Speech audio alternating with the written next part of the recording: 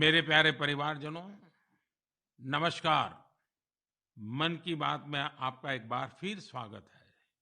ये एपिसोड ऐसे समय में हो रहा है जब पूरे देश में त्योहारों की उमंग है।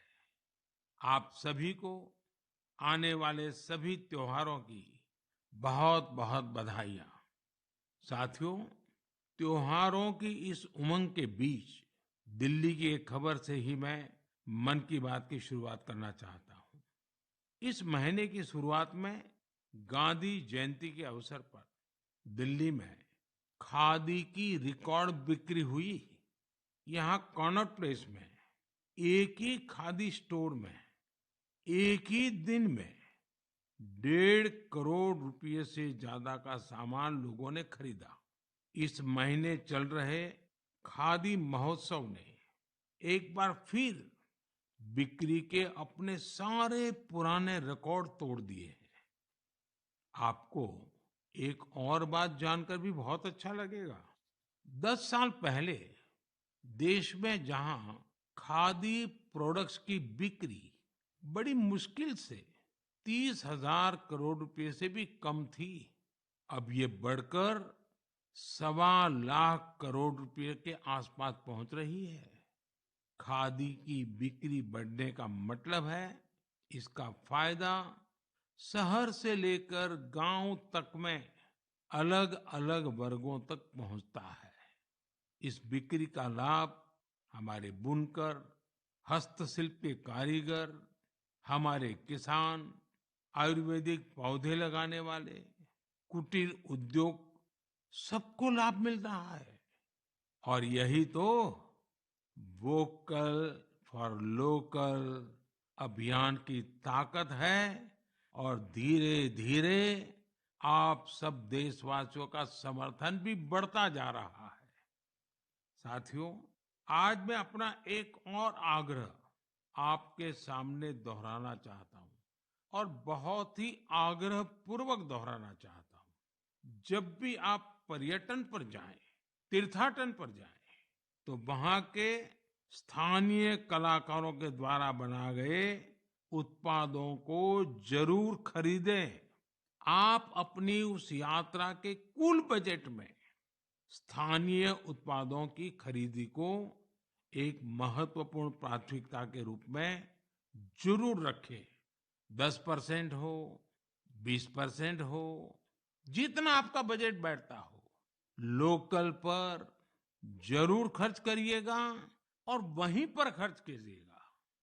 साथियों, हर बार की तरह इस बार भी हमारे त्योहारों में हमारी प्राथमिकता हो वोकल फॉर लोकल, और हम मिलकर उस सपने को पूरा करें। हमारा सपना है आत्मनिर्भर भारत। इस बार ऐसे प्रोडक्ट से ही घर को रोशन करें जिससे मेरे किसी देशवासी के पसीने की महक हो, मेरे देश के किसी युवा का टैलेंट हो, उसके बनने में मेरे देशवासियों को रोजगार मिला हो, रोजमर्रा की जिंदगी की कोई भी आवश्यकता हो, हम लोकल ही लेंगे। लेकिन आपको एक और बात पर गौर करना होगा। वोकल फॉर लोकल की ये भावना सिर्फ त्योहारों की खरीदारी तक के लिए सीमित नहीं है। और कहीं तो मैंने देखा है, दिवाली का दिया लेते हैं और फिर सोशल मीडिया में डालते हैं वोकल फॉर लोकल। नहीं जी, वो तो शुरुआत है। हमें बहुत आगे बढ़ना है।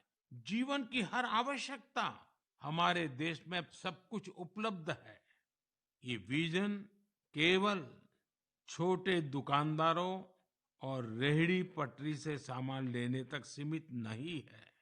आज भारत दुनिया का बड़ा मैन्युफैक्चरिंग हब बन रहा है।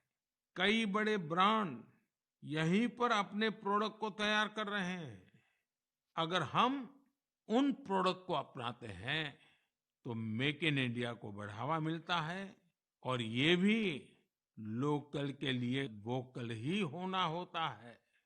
और हाँ, ऐसे प्रोडक्ट को खरीदते समय हमारे देश की शान यूपीआई डिजिटल पेमेंट सिस्टम से पेमेंट करने के आग्रही बने, जीवन में आदत डालें और उस प्रोडक्ट के साथ या उस कारीगर के साथ सेल्फी नमो ऐप पर मेरे साथ शेयर करें और वो भी मेड इन इंडिया स्मार्टफोन से। मैं उनमें से कुछ पोस्ट को सोशल मीडिया पर शेयर करूंगा ताकि दूसरे लोगों को भी वोकल फॉर लोकल की प्रेरणा मिले।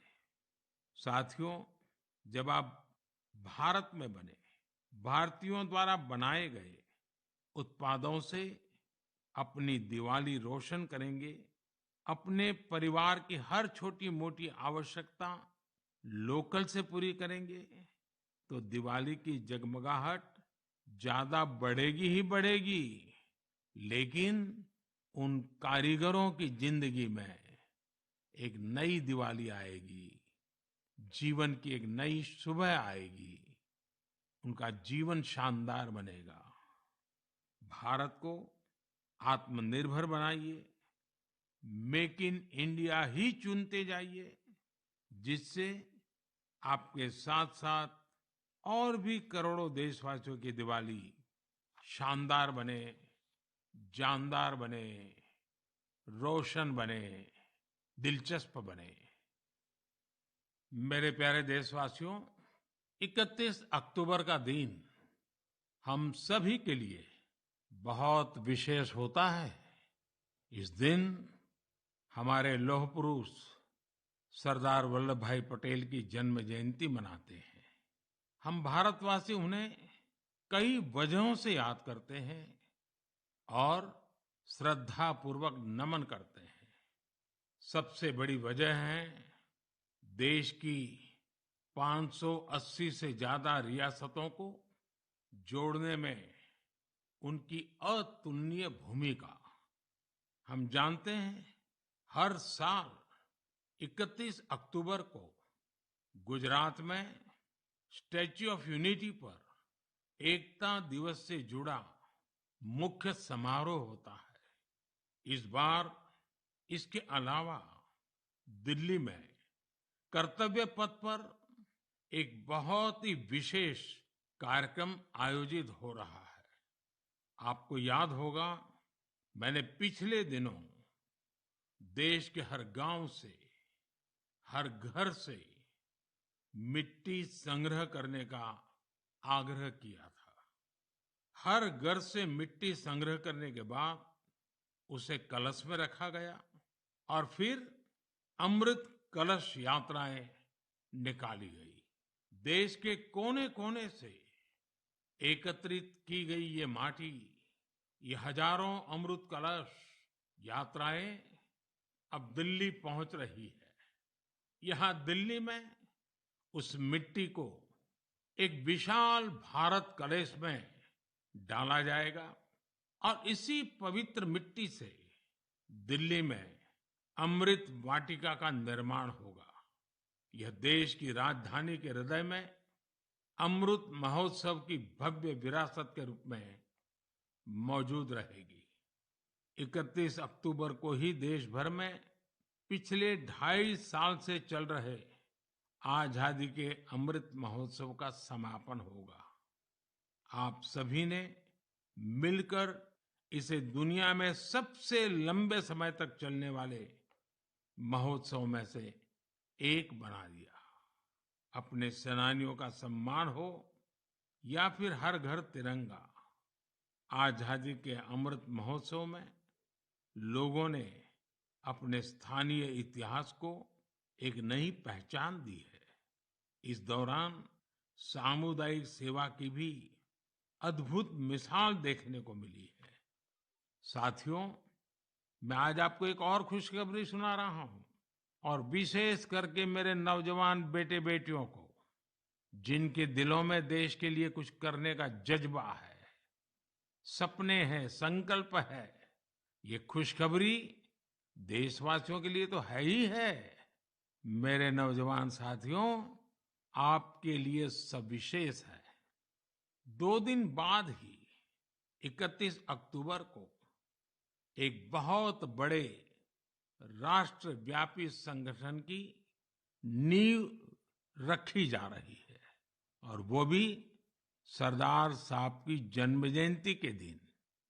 इस संगठन का नाम है मेरा युवा भारत, यानी माय भारत। माय भारत संगठन भारत के युवाओं को राष्ट्र निर्माण के विभिन्न आयोजनों में अपनी सक्रिय भूमिका निभाने का अवसर देगा।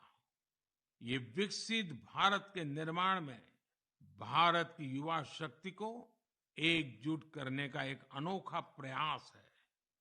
मेरा युवा भारत की वेबसाइट माय भारत भी शुरू होने वाली है। मैं युवाओं से आग्रह करूंगा, बार बार आग्रह करूंगा कि आप सभी मेरे देश के नौजवान, आप सभी मेरे देश के बेटे बेटी MyBharat.gov.in पर रजिस्टर करें और विभिन्न कार्यक्रम के लिए साइन अप करें। 31 अक्टूबर को पूर्व प्रधानमंत्री श्रीमती इंदिरा गांधी जी की पुण्यतिथि भी है। मैं उन्हें भी भावभीनी श्रद्धांजलि अर्पित करता हूं। मेरे परिवारजनों, हमारा साहित्य, लिटरेचर एक भारत श्रेष्ठ भारत की भावना को प्रगाढ़ करने के सबसे बेहतरीन माध्यमों से एक है। मैं आपके साथ तमिलनाडु की गौरवशाली विरासत से जुड़े दो बहुत ही प्रेरक प्रयासों को साझा करना चाहता हूं। मुझे तमिल की प्रसिद्ध लेखिका बहन शिवशंकरी जी के बारे में जानने का अवसर मिला है। उन्होंने एक प्रोजेक्ट किया है, नीट इंडिया थ्रू लिटरेचर। इसका मतलब है साहित्य से देश को एक धागे में पिरोना और जोड़ना। वे इस प्रोजेक्ट पर बीते 16 सालों से काम कर रही है। इस प्रोजेक्ट के जरिए उन्होंने 18 भारतीय भाषाओं में लिखे साहित्य का अनुवाद किया है। उन्होंने कई बार कन्याकुमारी से कश्मीर तक और इम्फाल से जैसलमेर तक देश भर में यात्राएं की, ताकि अलग अलग राज्यों के लेखकों और कवियों के इंटरव्यू कर सके। शिवशंकरी जी ने अलग अलग जगहों पर अपनी यात्रा की, ट्रैवल कमेंट्री के साथ उन्हें पब्लिश किया है। ये तमिल और अंग्रेजी दोनों भाषाओं में है। इस प्रोजेक्ट में 4 बड़े वॉल्यूम्स हैं और हर वॉल्यूम भारत के अलग अलग हिस्से को समर्पित है। मुझे उनकी इस संकल्प शक्ति पर गर्व है। साथियों, कन्याकुमारी के थिरु AK पेरुमल जी का काम भी बहुत प्रेरित करने वाला है। उन्होंने तमिलनाडु के ये जो स्टोरी टेलिंग ट्रेडिशन है, उसको संरक्षित करने का सराहनीय काम किया है। वे अपने इस मिशन में पिछले 40 सालों से जुटे हैं। इसके लिए वे तमिलनाडु के अलग अलग हिस्सों में ट्रैवल करते हैं और फोक आर्ट फोरम्स को खोजकर उसे अपनी बुक का हिस्सा बनाते हैं। आपको जानकर आश्चर्य होगा कि उन्होंने अब तक ऐसी करीब 100 किताबें लिख डाली हैं। इसके अलावा पेरुमल जी का एक और भी पैशन है। तमिलनाडु के टेम्पल कल्चर के बारे में रिसर्च करना उन्हें बहुत पसंद है। उन्होंने लेदर पपेट्स पर भी काफी रिसर्च की है, जिसका लाभ वहां के स्थानीय लोक कलाकारों को हो रहा है। शिवशंकरी जी और AK पेरुमल जी के प्रयास हर किसी के लिए एक मिसाल है।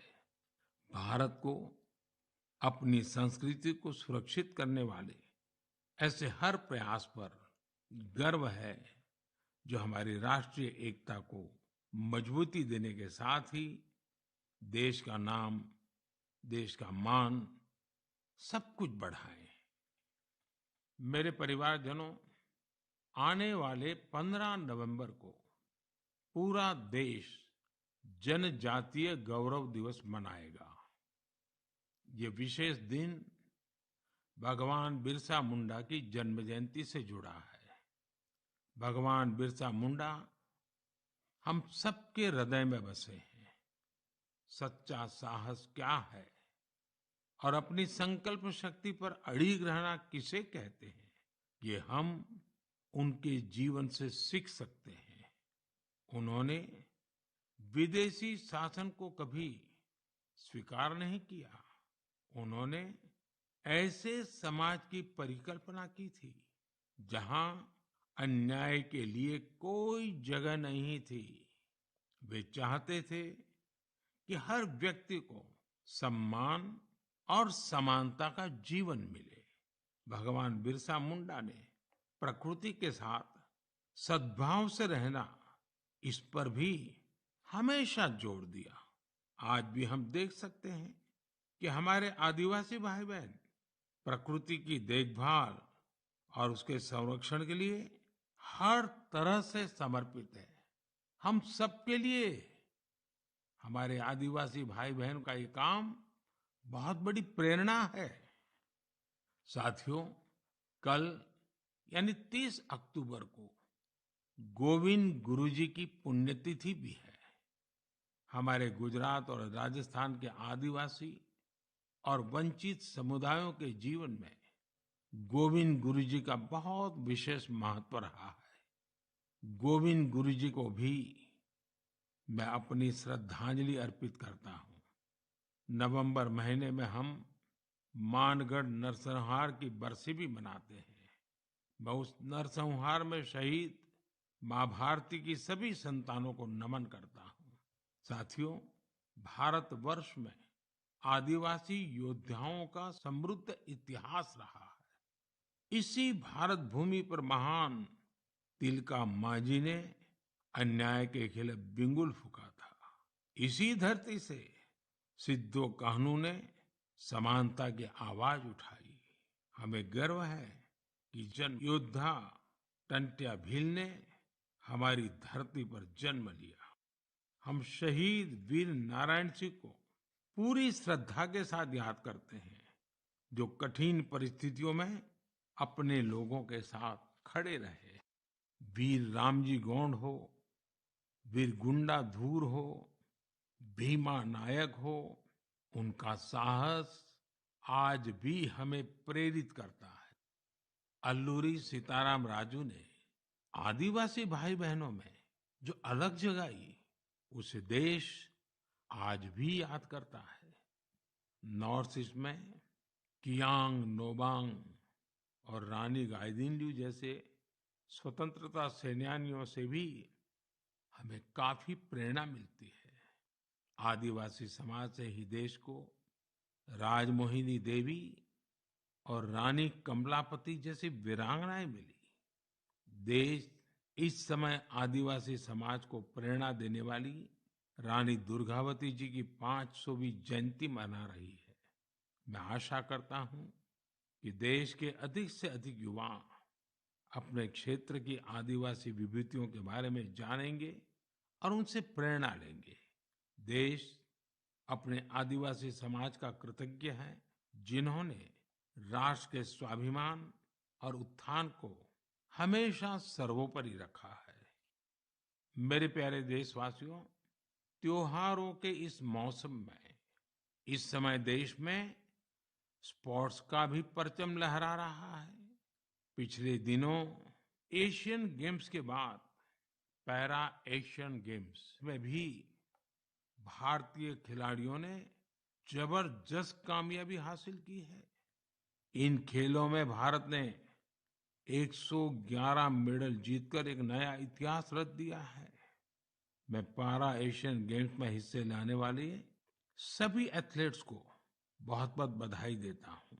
साथियों, मैं आपका ध्यान special Olympics world summer games की ओर भी ले जाना चाहता हूँ।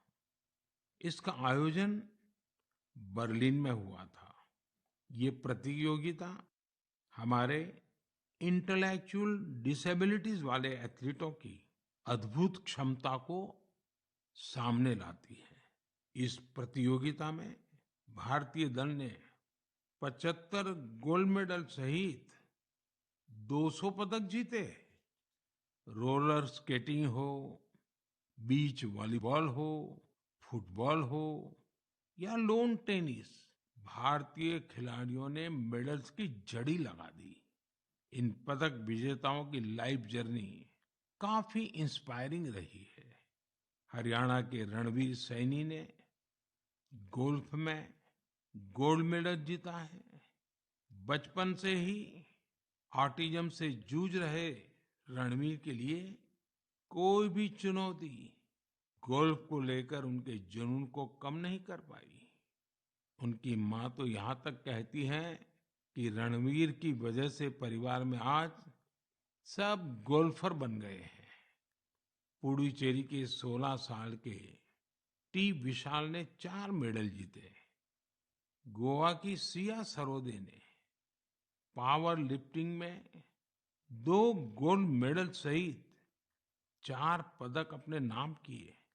9 साल की उम्र में अपनी माँ को खोने के बाद भी उन्होंने खुद को निराश नहीं होने दिया।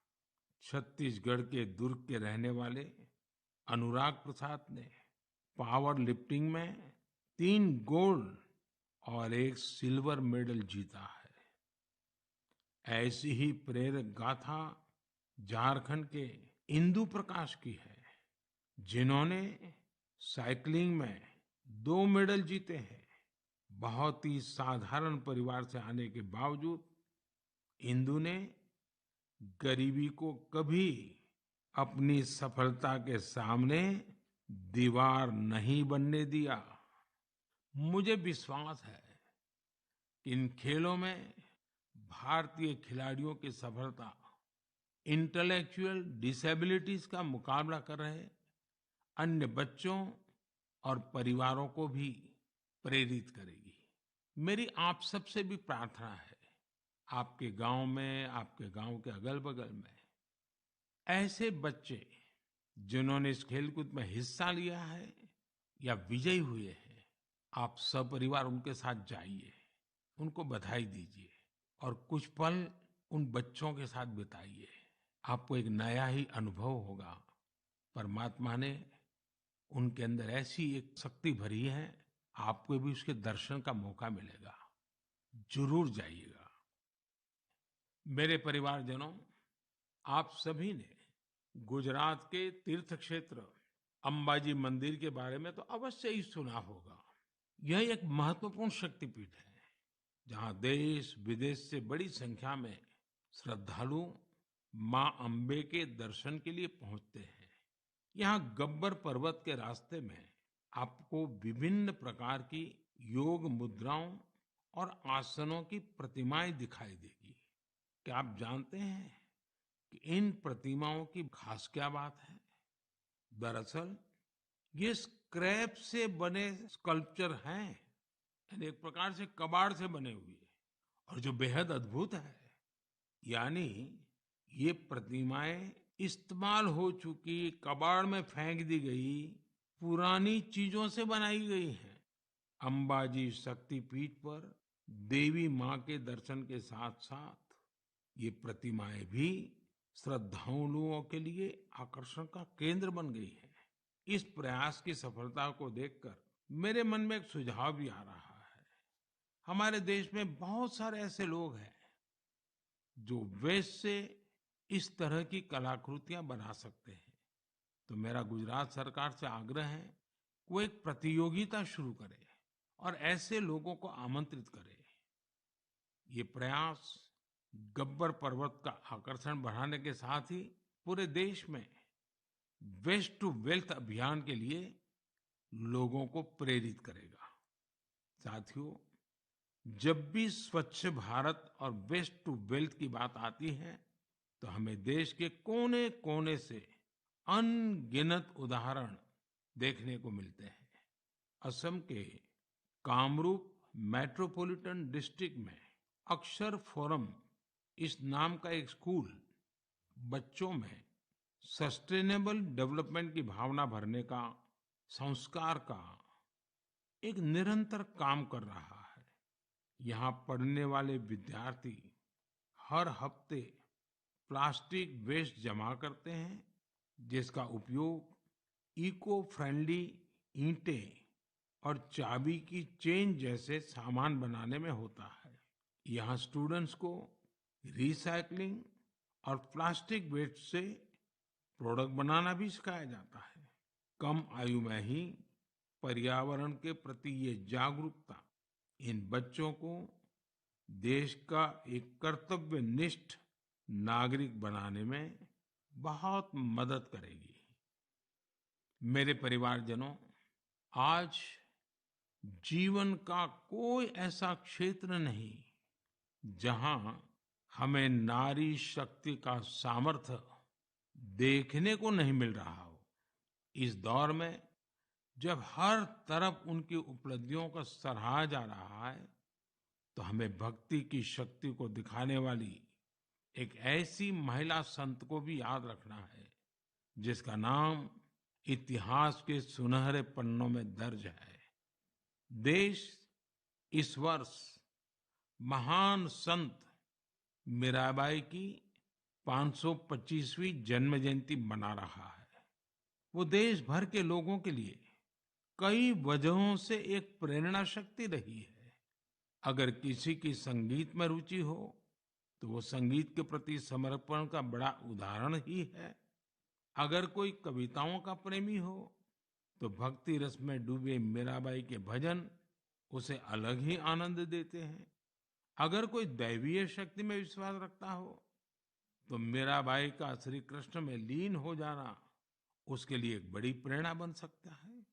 मीराबाई संत रविदास को अपना गुरु मानती थी। वो कहती भी थी, गुरु मिलिया रैदास दीनी ज्ञान की गुटकी। देश की माताओं, बहनों और बेटियों के लिए मीराबाई आज भी प्रेरणा पुंज है। उस कालखंड में भी उन्होंने अपने भीतर की आवाज को ही सुना और रूढ़िवादी धारणाओं के खिलाफ खड़ी हुई। एक संत के रूप में भी वे हम सबको प्रेरित करती है। वे भारतीय समाज और संस्कृति को तब सशक्त करने के लिए आगे आई, जब देश कई प्रकार के हमले झेल रहा था। सरलता और सादगी में कितनी शक्ति होती है, ये हमें मीराबाई के जीवन काल से पता चलता है। मैं संत मीराबाई को नमन करता हूँ। मेरे प्यारे परिवारजनों, इस बार मन की बात में इतना ही। आप सबके साथ होने वाला हर संवाद मुझे नई ऊर्जा से भर देता है। आपके संदेशों में उम्मीद और पॉजिटिविटी से जुड़ी सैकड़ों गाथाएं मुझ तक पहुंचती रहती है। मेरा फिर से आपसे आग्रह है, आत्मनिर्भर भारत अभियान पर बल दें, स्थानीय उत्पाद खरीदें, लोकल के लिए वोकल बने। जैसे आप अपने घरों को स्वच्छ रखते हैं, वैसे ही अपने मोहल्ले और शहर को स्वच्छ रखें।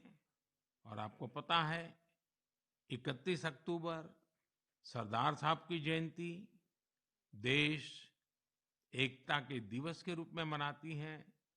देश के अनेक स्थानों पर रन फॉर यूनिटी के कार्यक्रम होते हैं। आप भी 31 अक्टूबर को रन फॉर यूनिटी के कार्यक्रम को आयोजित करें। बहुत बड़ी मात्रा में आप भी जुड़े, एकता के संकल्प को मजबूत करें। एक बार फिर मैं आने वाले त्योहारों के लिए अनेक अनेक शुभकामनाएं देता हूं।